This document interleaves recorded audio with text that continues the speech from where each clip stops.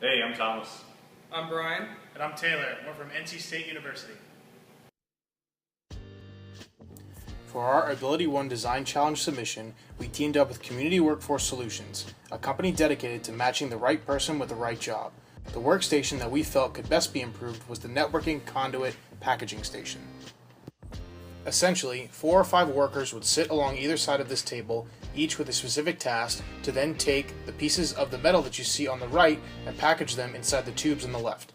The finished product, shown here, are then packed away and shipped out to a client. Due to lack of resources and funding, the group assigned to this station was given limited tools which hindered their work speed, one of which was this 60-year-old tape cutter that often jammed. The moment we left CWS, we went right to work modeling what we now call CPS, or the Conduit Packaging Station. We started with a simple Lego gear and handle ratio model. As you can see, the first rendition uses a 2-rack system to raise the flat bar on top.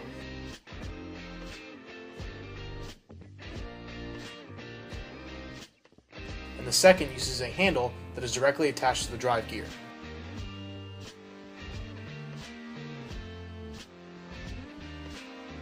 We then took the materials from CWS and modeled them in SolidWorks for manipulation. Here you see the 2 networking conduits and the tube used for packaging. We then imported the model of the gears and rack we purchased from SDPSI to use on our model.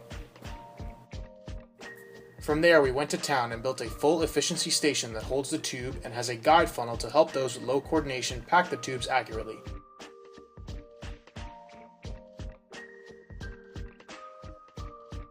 As you can see, our station is meant to be attached to the work table and operated by a handle that controls the drive gear and in turn moves the rack, which raises the funnel up and down.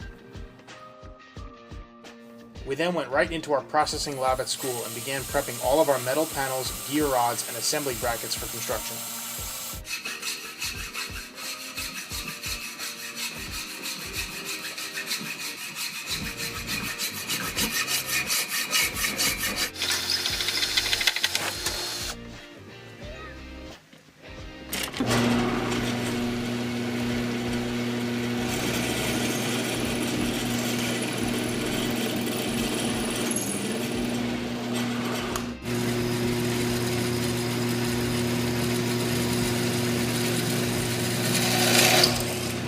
Finally time to assemble the CPS.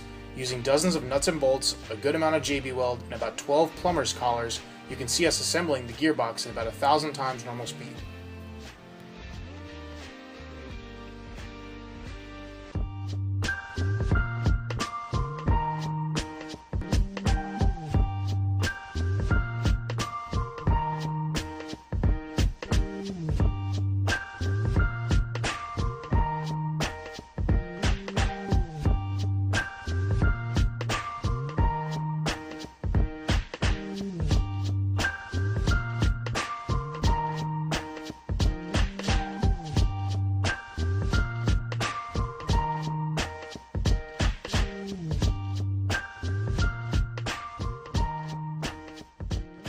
We only truly ran into 2 big problems during the duration of our project.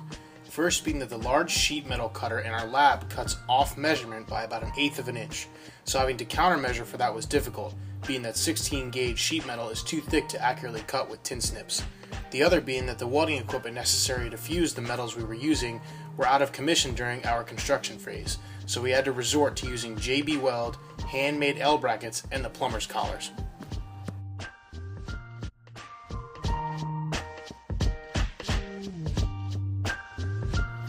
Once our box was assembled and gears lined up, you were able to see how our 1-rack system functions flawlessly. It was time to then cut and sand out the wood tube guide.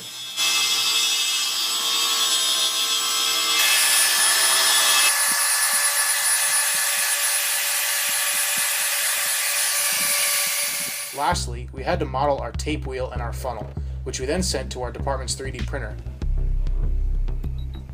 This is our 3D processing machine. It's working off a SolidWorks drawing to make our funnel part. You can see the finished tape wheel and our funnel already attached to our final assembly. A few more nuts and bolts, a little glue, and voila, a fully functional Conduit Packaging Station.